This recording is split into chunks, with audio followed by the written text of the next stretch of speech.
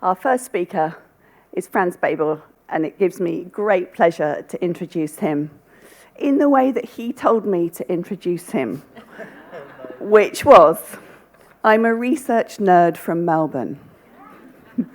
He works in PEM. This morning, Franz is going to explain to us the value of a good poo bar. He's promised that there will be no p-values or odds ratios. Take it away, Franz. Okay.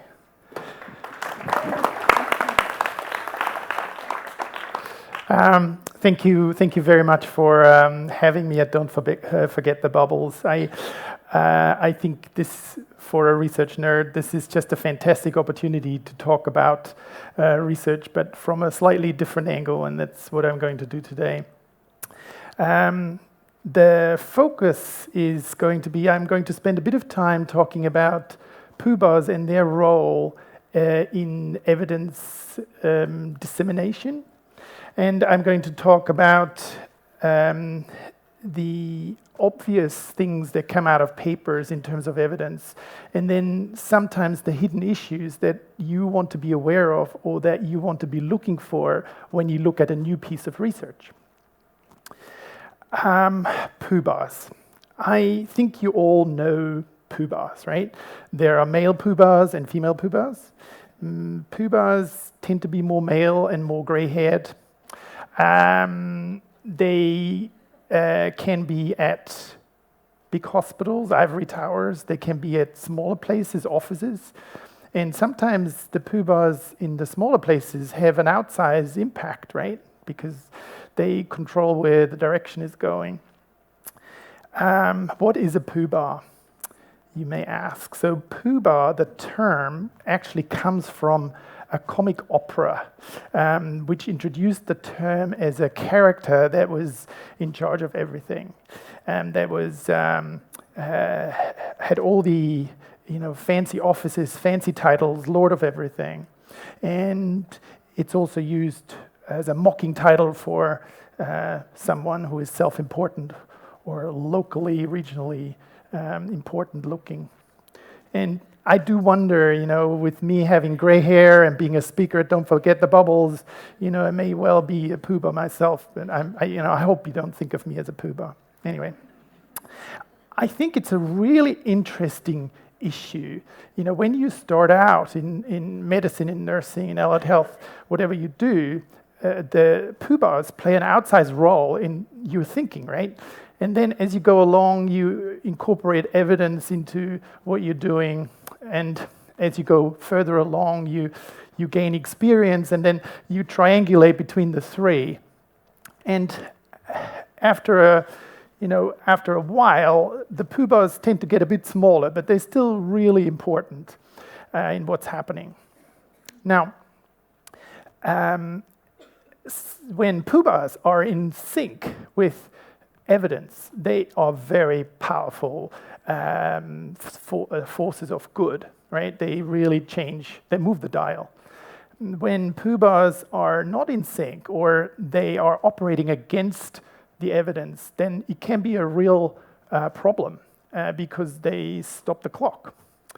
And what I struggled with when I was a trainee in particular was if poo bars stood there and said something and there was no evidence, and they made no effort at creating evidence. And I'll show you what I mean by that a bit later.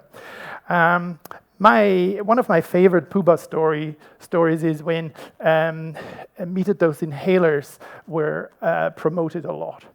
There was good evidence that came out that showed that metered-dose inhalers are better than nebulizers, right? But it was very difficult to shift an institution like my home institution, the Royal Children's Hospital in Melbourne. And it came to the point where the poo bars actually dragged a skip through the wards and threw all the nebulizers into the skip, right?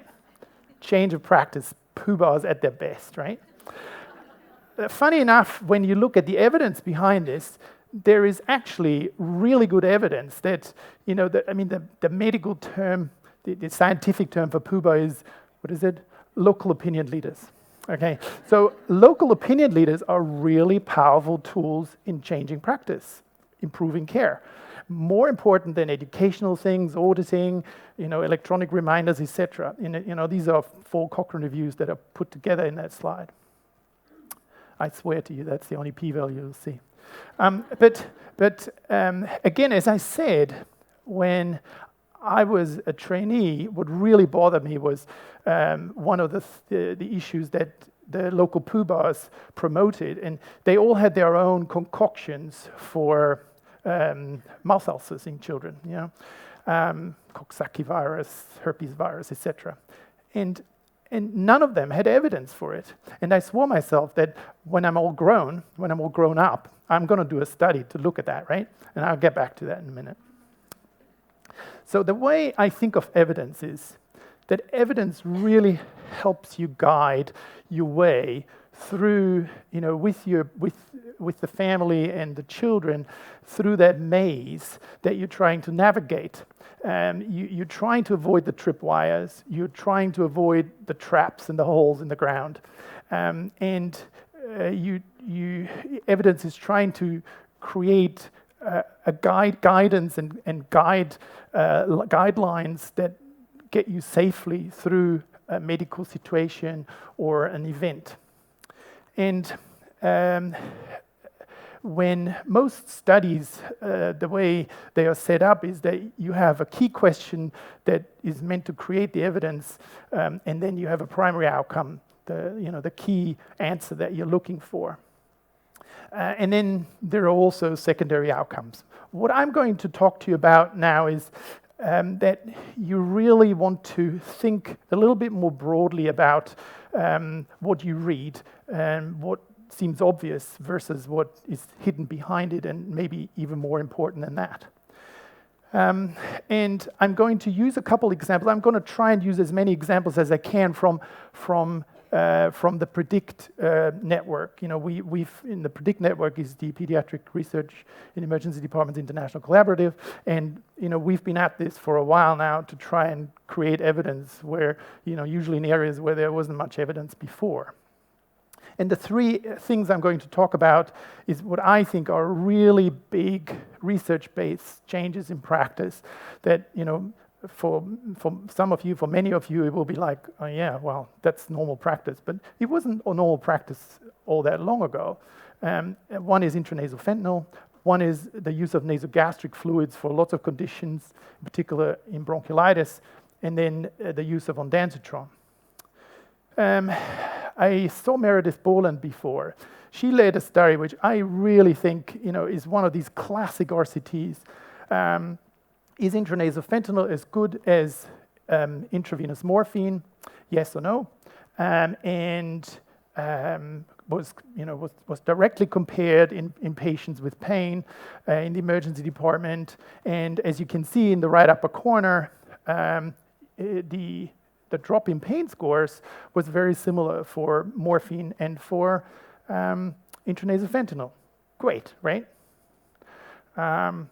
Similar with the ondansetron story. So this was a study led by Stephen Friedman in Canada.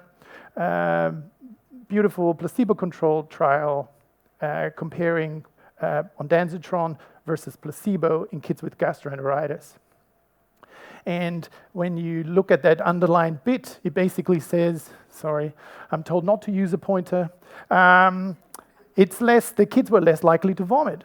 14% versus 35%. Primary outcome, very clear cut. And the secondary outcomes that came with this, such as did they drink more, did they get less IV fluids, that all was in sync with the primary outcome. Primary outcome being that you have less vomiting, right? With this study about the nasogastric fluid in kids with bronchiolitis as compared to IV fluids, it was a little bit less obvious. So the primary outcome here was what's the difference in length of stay? If you put a nasogastric fluid, a nasogastric tube in, and you hydrate the kids with bronchiolitis, do they have to stay longer? The thinking behind it is, you have a little kid, they're struggling to breathe already, you're putting a nasogastric tube in, you're just making the breathing worse, right? And it turns out that there was no difference, which is fine. There were also a number of secondary outcomes, and these secondary outcomes were about safety and aspiration and all of that. There was no difference between groups either. But the kicker was this. In blue, you can see the number of attempts in the kids who had nasogastric tubes placed. And in red, or in purple, you can see the number of attempts for IV access. And if you have little dehydrated, struggling kids, of course, it takes you quite a few attempts to place an IV line, right? So the secondary outcome here was really important, showing that it's much easier to place a nasogastric tube, and all other outcomes were the same. Great. So in many places, there's been this complete change in practice in kids with bronchiolitis and with other conditions as well, switch from IV to nasogastric fluids. It's not the only study, but I think that study helped. Now, moving on to a space where it's, as you can see, I'm trying to make it trickier and trickier as we go along. This is about the Paris study. You'll hear, I think Donna Franklin will be either here now or she'll be here later, and she will talk about Paris too. So the Paris studies were studies that look at high flow in various conditions. And this was a big randomized trial, 1,500 patients, that was also done within the PREDICT network.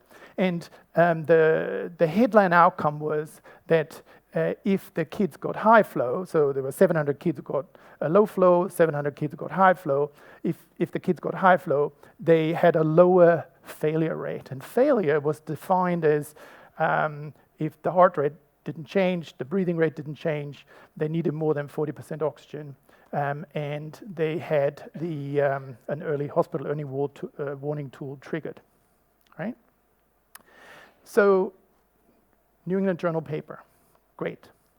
The problem is when you then look at the secondary outcomes, there was just no difference in a lot of the key issues that you want to know about, right? Length of oxygen treatment, adverse events, length of stay, intubation, ICU admissions. There was no difference between the two groups. So in this case, the secondary outcomes were really much more important than the primary outcome.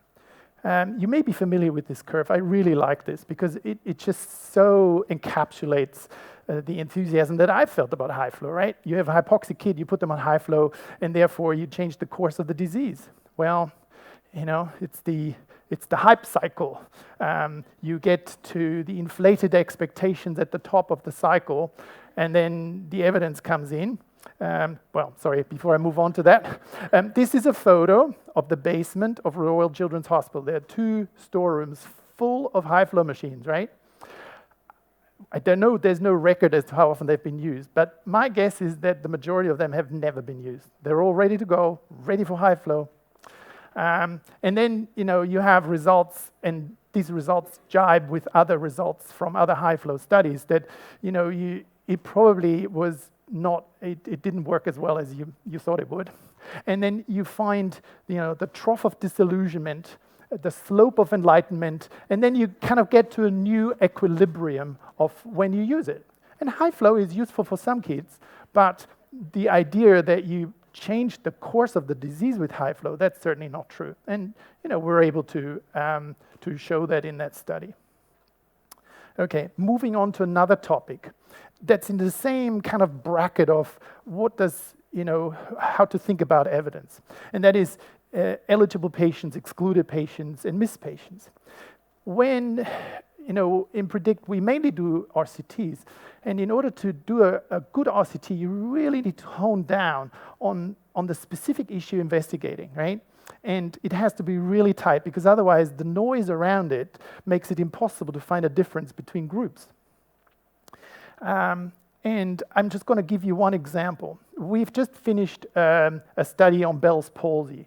So this is a study, sorry, the Americans call it Bell palsy, but anyway, it's a study that compared prednisolone and placebo for kids with Bell's palsy, right? Does it work? And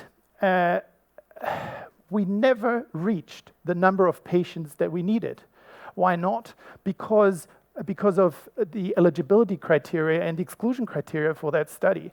And it's not obvious when you read the paper, but that's the key issue, that number one, a lot of GPs would give the kids steroids and then send them to the emergency department, which is something that, is really, why send them? You've already made the decision.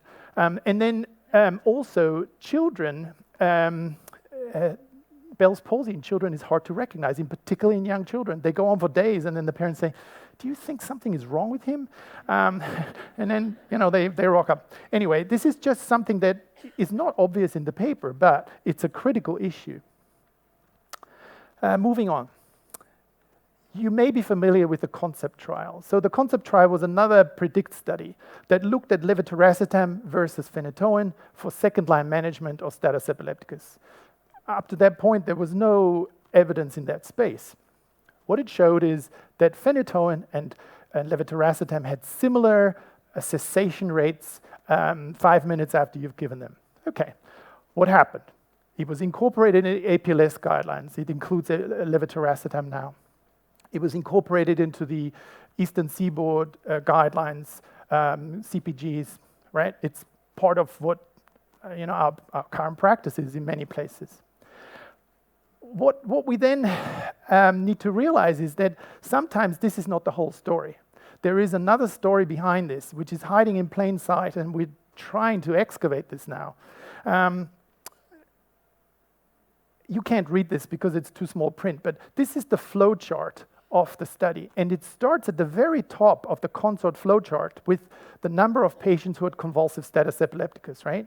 And then you have some exclusions and exclusions. What is the definition of convulsive status epilepticus? Well, it's this combination of multiple seizures in a short time period or no recovery between seizures.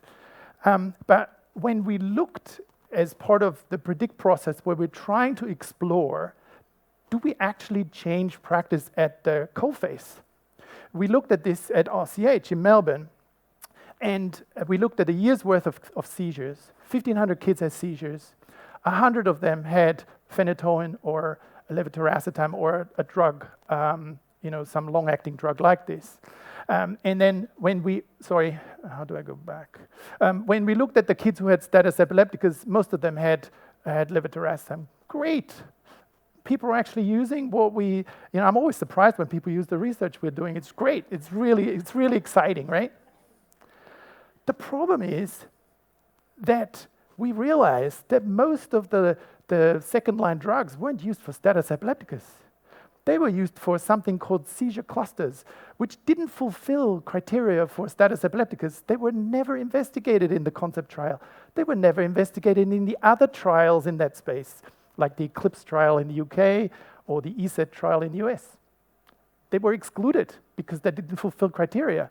And when you look at the guidelines, the Eastern Seaboard guidelines, they don't even mention seizure clusters, yet they are the overwhelming reason why second-line drugs are used.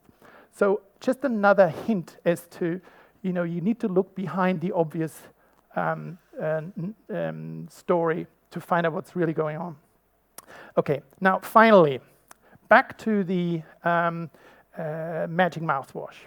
So, as I said, I was going to do a study on magic mouthwash, and Sandy Hopper in Melbourne, he led this study looking at viscous lignocaine, right? And we did the study. It was published in Annals of Emergency Medicine, all wonderful. And what did we find?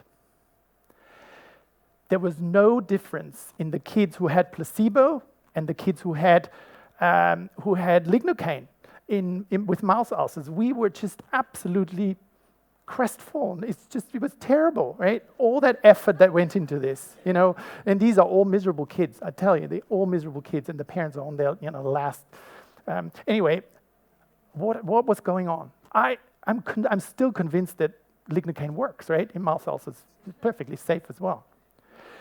You might not have heard of Donald Rumsfeld, but he's a former Secretary of Defense in the US, and he had some great lines. And one of my favorite lines that he's used is about the known unknowns and the unknown unknowns.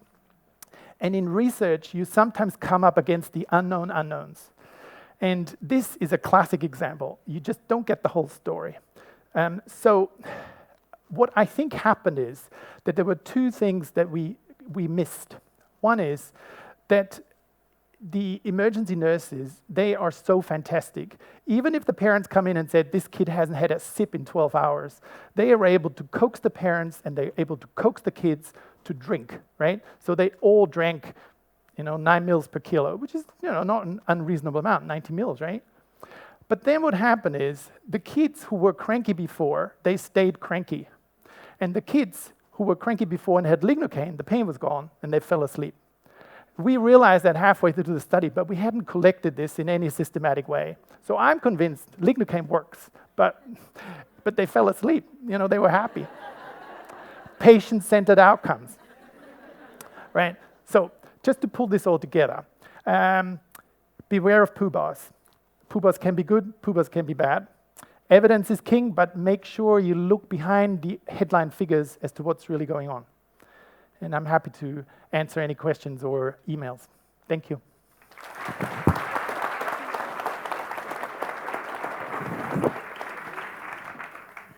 Thank you so much. I really enjoyed that. I was particularly engrossed in the hype cycle. And I think the audience enjoyed that too. Are there any questions from the audience for Franz? Layla. Lovely. There's one over there. Thank you.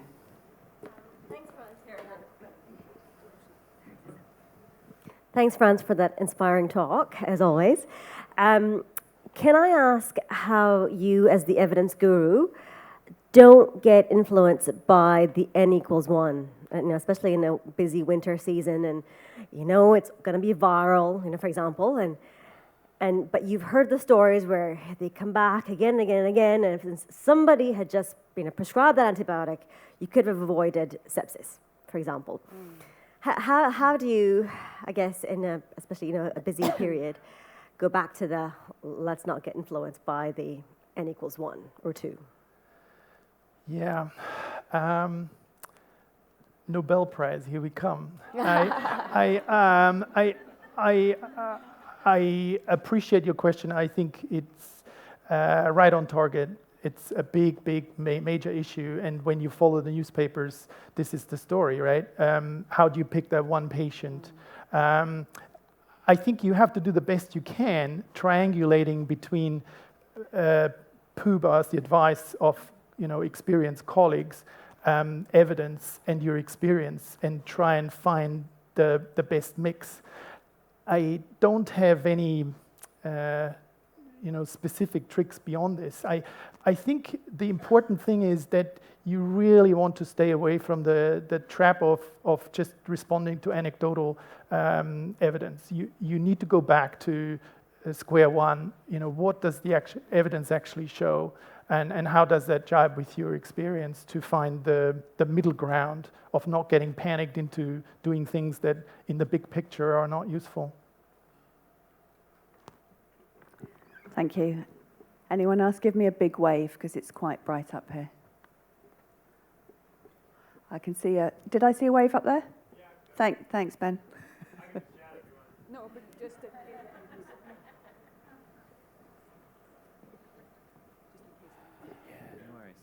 No worries. Thank you so much for that talk. And I guess one thing that struck me is that poobahs often need help. They're often isolated, and it's really hard for them to deliver care and also stay up to date. And I was curious, what has Predict learned over all of your wonderful studies about knowledge translation? Yeah, that's a really good question. I mean, I think what we're trying to do within Predict is that we're trying to bind some of the poobahs out there into the process of creating national guidelines. So, for example, with Predict, we developed, for national head injury guidelines, or we developed national bronchiolitis guidelines, so kind of big topics that chew up a lot of resources and affect a lot of kids. And by getting the poobahs into a room and combining, I think the combination of poobah and evidence is really powerful, because that's what guidelines, national guidelines really are. So I think we're trying to bind them in. If that answers your question, I mean, within Predict, the poobahs that we have in Predict, they're actually they're all herd animals. I think the tricky thing is if poobahs are, if they're dogs and running with the crowd, that's good. If they are herd animals and kind of wandering off by themselves, that's where it's really tricky.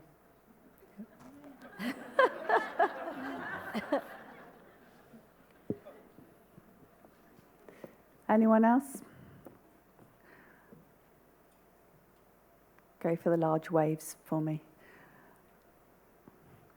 Margie, anything from Twitter or your side? Yes.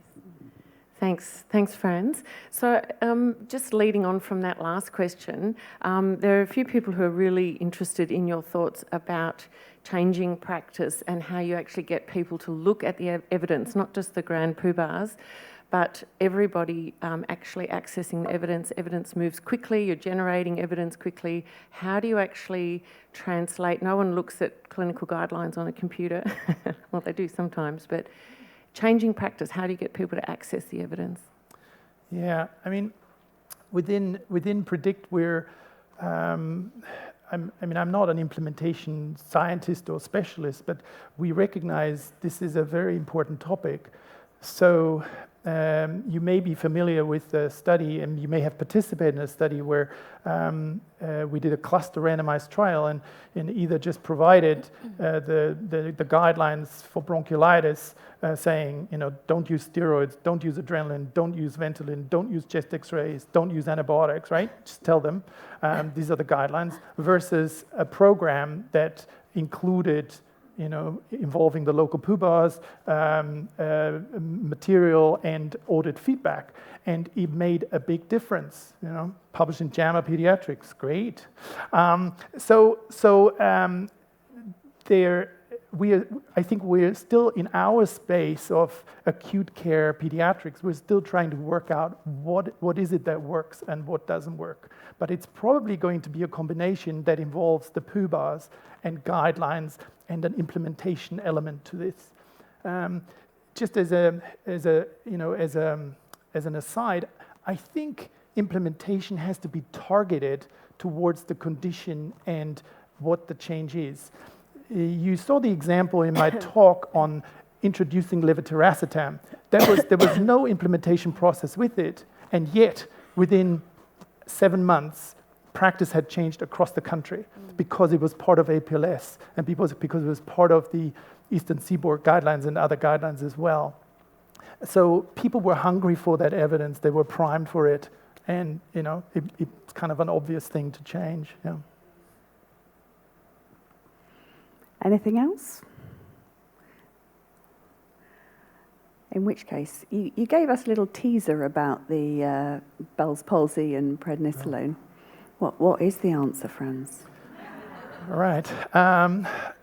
So the answer is, this was obviously not, the result wasn't the issue in this talk, but what we found is that prednisolone steroids didn't make a big difference, and most kids with Bell's palsy recovered even without steroids.